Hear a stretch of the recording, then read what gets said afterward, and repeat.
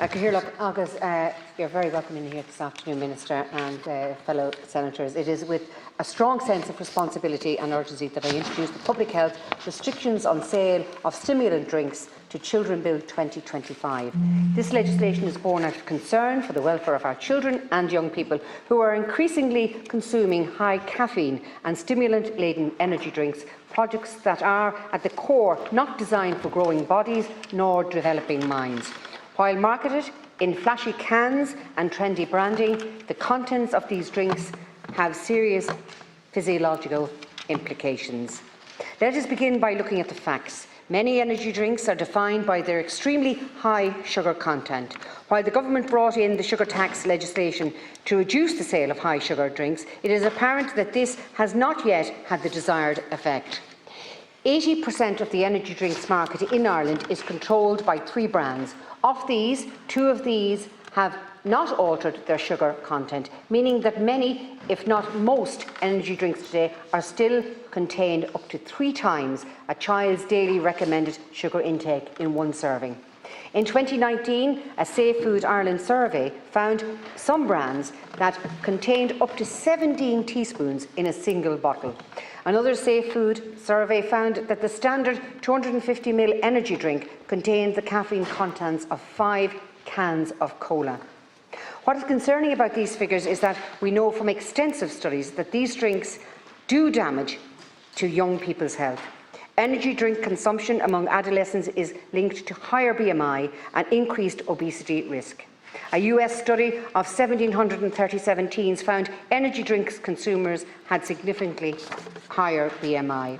In Ireland, children consuming over 200 ml a day of sugary drinks had an 80% likelihood of being overweight or obese, leading to significant health complications throughout life. On mental health, there are clear negative impacts, such as in the classroom.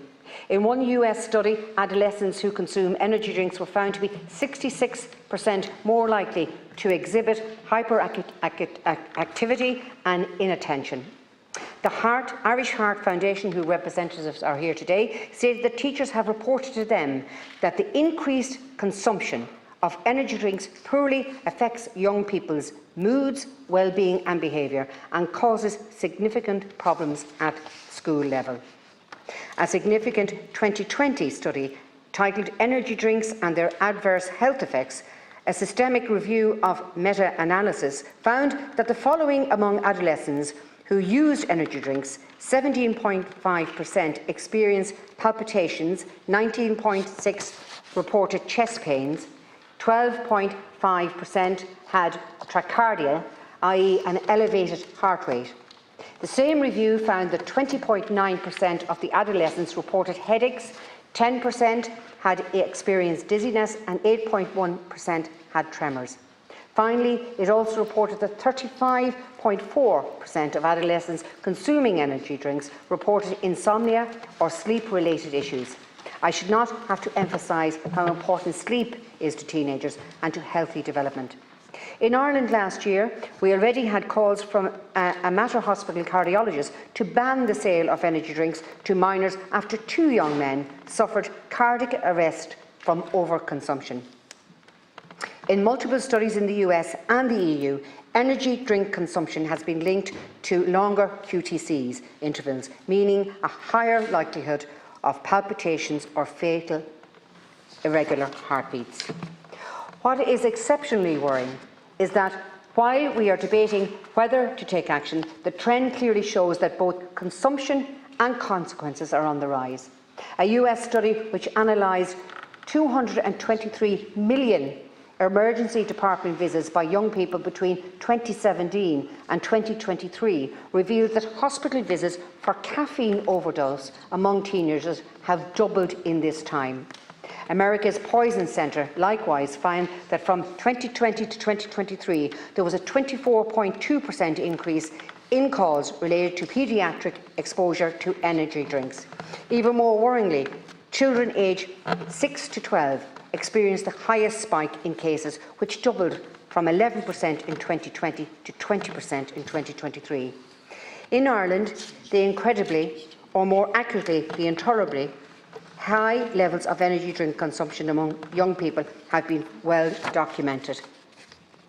European Food Safety Authority research has found that at least 68% of those aged 10 to 18 were regular consumers of energy drinks. Euromonitor found that on average Irish people buy 5.5 litres per person, making us the 7th highest energy drink consumers on earth. What's alarming is that among young people between 10 and 18, 12% were identified as high chronic consumers, i.e. they consume the equivalent of a can of Red Bull a day.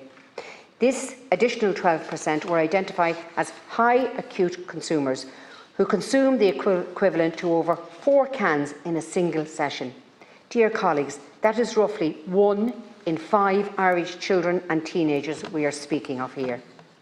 Given everything we know about the harmful effects of energy drinks and the alarming scale of the consumption among minors, it is imperative that any sane society and government move and act quickly. And yet, these drinks are sold freely to minors without regulation.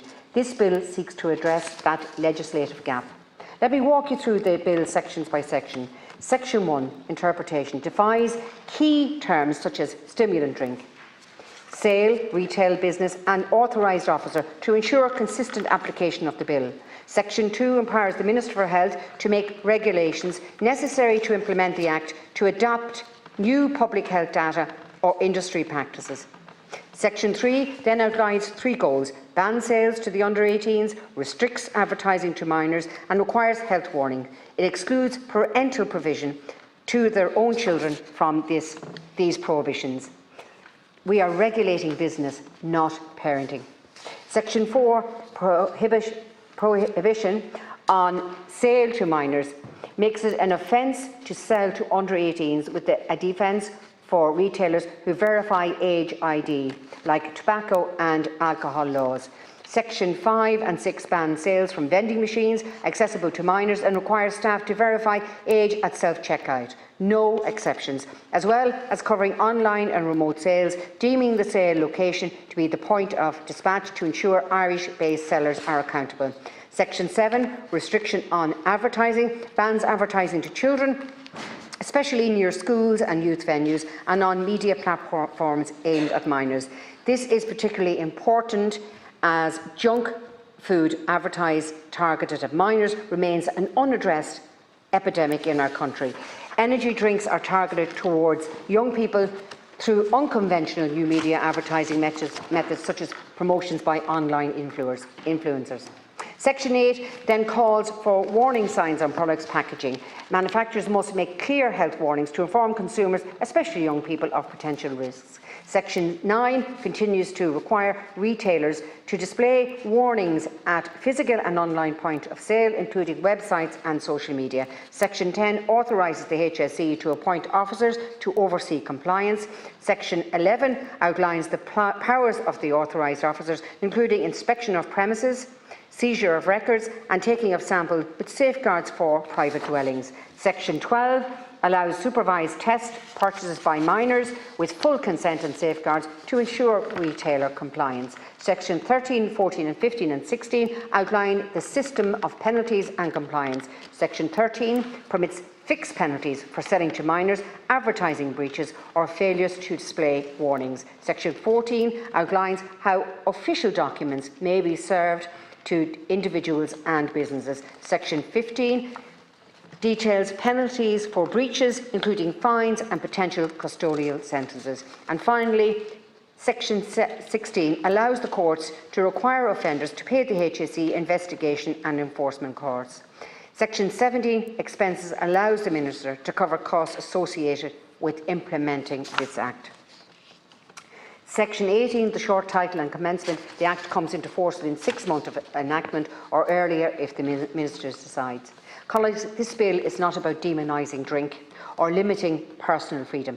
It is about protecting children from aggressive marketing and harmful substances. It is not a radical idea. Countries across the world are acting on this issue. France, Lithuania, Latvia, Poland and Hungary have all implemented restrictions.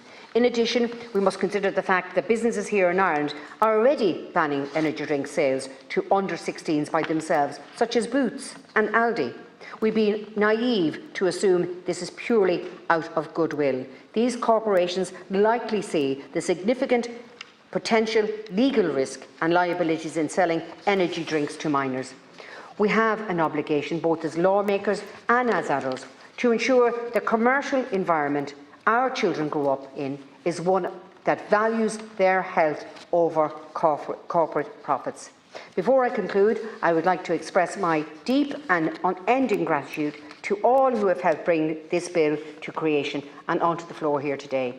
This includes, of course, all those senators who were good enough to co-sign and second the bill.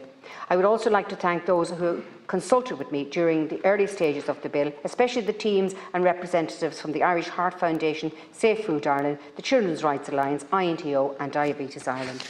Of course, no bill can be allowed to pass without mentioning the wonderful support staff we have here in the Oireachtas. I'm referring to the wonderful library and research service, and finally to our indispensable drafting service and our bills office, without whom there would be no making of this bill a legal reality. So I commend the bill to the House and I ask for your support as it progresses through its stages. Gurmai.